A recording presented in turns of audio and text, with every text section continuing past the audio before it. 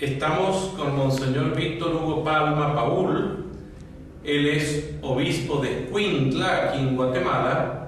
Él es presidente de la Comisión de Pastoral Bíblica y de la Animación Bíblica de la Pastoral en la Conferencia Episcopal de Guatemala, y es el obispo responsable de la Pastoral Bíblica en el CELAM para toda América en este periodo que está ya terminando de estos 4 años. Monseñor, ¿cómo surge poner la Lectio Divina en manos de la gente? Cuando era la Lectio Divina era un método reservado nada más que para los monjes. Cuando la Lectio Divina se logra sistematizar en sus famosos 4 pasos, la famosa Scala Spiritualis de Guido II, ¿no? La lectura, la meditación, la oración y la contemplación, realmente vino a cristalizar lo que era toda la práctica de la escucha de la palabra desde que Dios se reveló al hombre a través de esa palabra. Ya usted lo ha dicho muy bien, ¿verdad? En una conferencia que yo le escuché, el capítulo 8 de Nehemías, por ejemplo, está toda la dinámica de la lección, ¿no? El pueblo se reunió, escuchó la palabra, se alegró porque le explicaron la palabra y le invitaron a aplicarla en el post-exilio, y posteriormente vino la celebración de la palabra como una fiesta. Siempre ha existido la metodología de la Lectio Divina, la cual nosotros sabemos corresponde a un método natural, al método natural de la siembra. La semilla cae, penetra, profundiza, muere lo que tiene que morir y surge en la oración o en la acción, o bien en el proceso alimenticio, como decía pues este autor, ¿verdad? Los alimentos, como la palabra, que es un elemento, entra, se asimila, se hace parte de nosotros y se convierte en vida. Pero prácticamente por X motivos, diríamos, ¿verdad?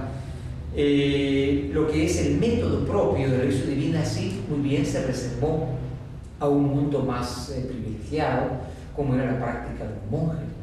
Hasta hoy, y siempre desde que surgió el monacato con Benito de Nursia, los monjes han practicado la Lectio Divina. La lectura orante llegó a convertirse en algo no intencionalmente privilegiado para ellos, sino pues así se dio, ¿verdad?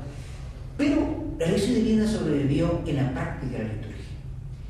Si analizamos profundamente la estructura de la celebración de la misa, pues es una Lectio Divina. El pueblo se congrega, que es lo que diríamos, toma la palabra. La palabra se proclama, es lo que se llama la lectura. Viene la homilía, que es la meditación o invitación a un estudiamiento en orden a la praxis. Y el momento más importante donde la palabra llega a interiorizarse es en el momento de la comunión. ¿Por qué? Porque la comunión, al igual que sucede con los momentos llamados oración y contemplación, es prácticamente el cumplimiento, la apropiación, la encarnación de la palabra en orden a la misa. La misa termina diciendo, bueno, vayan y hagan vida lo que ustedes han encontrado aquí. Prácticamente la misa es una lección, ¿verdad? Increíble. Claro, naturalmente después nosotros encontramos que el movimiento bíblico preconciliar ya reclamaba una cercanía a la palabra en orden a la metodología que conocemos, y en el concilio pues se recomendó ya en la de Verbum, ¿verdad?, número 12 hasta el 25, la lectura espiritual de la Biblia en orden a llevarla cada vez más a la práctica, ¿verdad?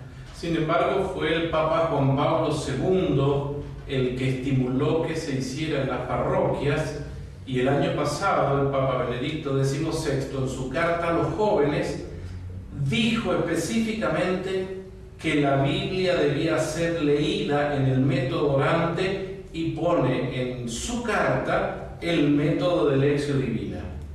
Exactamente. ¿Cómo cree usted que los jóvenes podrían trabajar con la Lectio Divina hoy?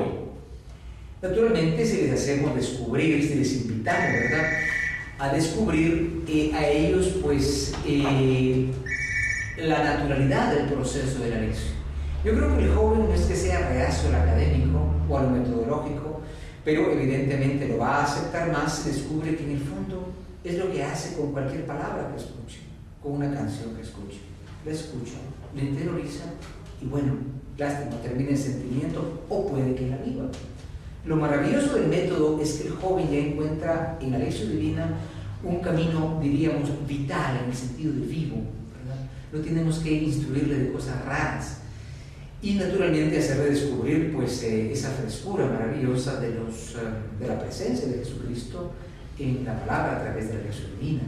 Recién uno de los jóvenes que estuvo con nosotros, que había participado del taller de lección divina para jóvenes misioneros que usaron este manual, nos dijo que la mayoría de los jóvenes de su parroquia, después de hacer lección divina, les decían que entendían más la liturgia dominical, sobre todo la misa dominical, porque asociaban la lección divina y podían seguir todo el proceso de la misa porque todas las oraciones están desde esta perspectiva. Evidentemente, el proporcionar metodológicamente a la lección divina en nuestros días es una cosa, pues una obra de grande proyección, ¿verdad?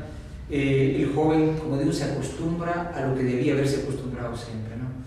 A prepararse, a encontrarse con Jesucristo en la palabra y después a no quedarse, como dice la carta de Santiago, escucha, da la vuelta y se olvida, sino a hacerle un eco en los momentos que son meditación, oración, contemplación y acción, ¿verdad? Sí sería, pues, creo que es un método que se va convergiendo mucho para la dinámica juvenil. Usted sabe que este programa de lección divina para jóvenes misioneros fue pensado entre el Centro Bíblico Pastoral del CERAM y las Sociedades Bíblicas Unidas. ¿Cómo cree usted que los obispos de Guatemala tomaron este programa sabiendo que era un programa en conjunto con Sociedades Bíblicas Unidas? Bien, yo creo que ante todo tuvieron que discernir en algún momento. Hasta ahora nosotros creo que hemos vivido, no solo en la Iglesia Católica, sino en las demás iglesias también, la pastoral bíblica, entre comillas, como un dar el texto, a lo más hacer que lo lean y tal vez que lo aprendan memorísticamente. Yo creo que los obispos justamente, ¿verdad? Como dice el apóstol San Pablo, ¿verdad? Tenemos el deber de discernir los espíritus y de vigilar, evidentemente, que la metodología de la palabra de Dios la enriquezca y no la empobrezca.